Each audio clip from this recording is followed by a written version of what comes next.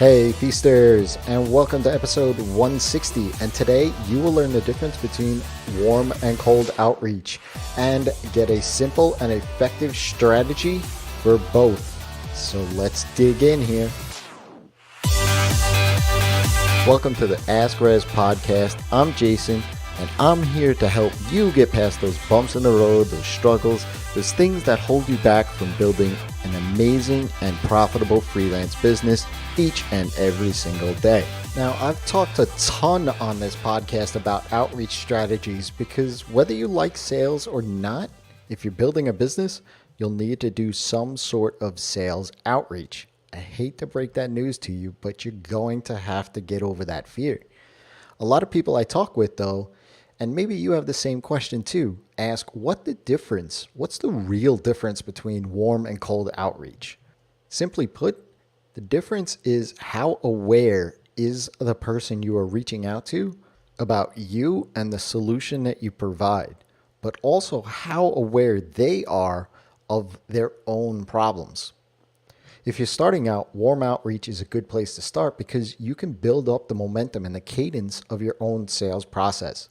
See, in warm outreach, there's less education that you need to do for that other person about the problem that they have, the results they can expect from the solution to that problem, and you being able to provide that solution. In warm outreach, they know you and have trust in you at some level.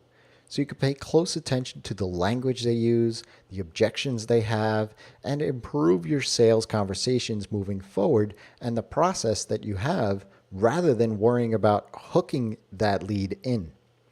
All the tiny asks, getting on the phone, having them fill out a form, even sharing information about budget and timelines are more likely to be answered because they trust you already. Leaving the biggest ask, signing the proposal, as the only hurdle you really have to overcome. I like to look at warm outreach as two types of contacts.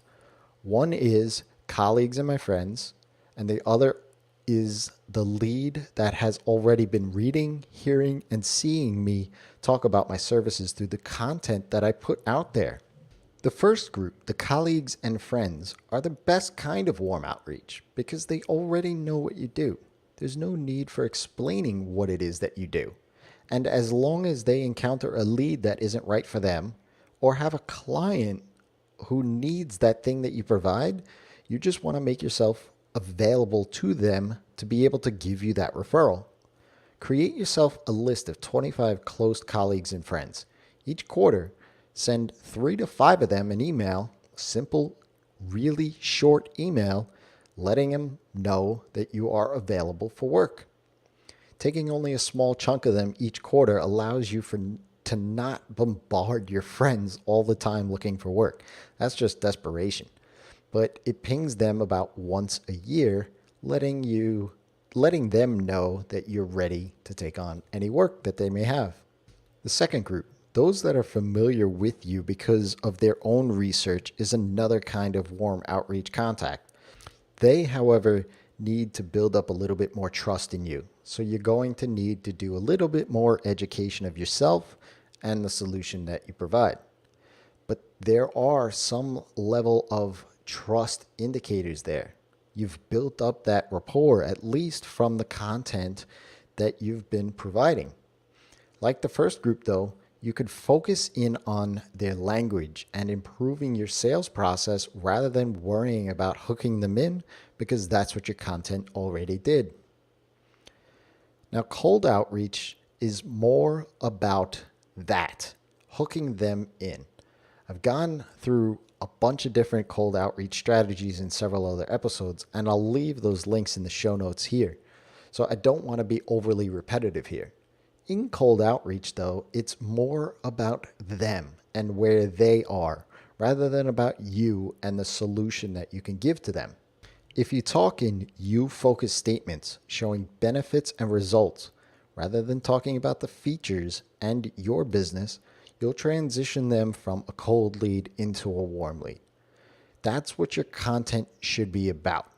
For every 4 pieces of content you do, at least 3 of them, if not all 4, should be addressing the cold leads. and reaching them in the awareness stage of their buyer's journey. If you have a question, ask Rezzz. That's me. I'm Rezzz on Twitter, or head on over to askrezzz.com and send in your email and get on the email list, because that's where I'm going to answer your question first and foremost before it becomes a podcast. All right. Until next time, it's your time to live in the feast.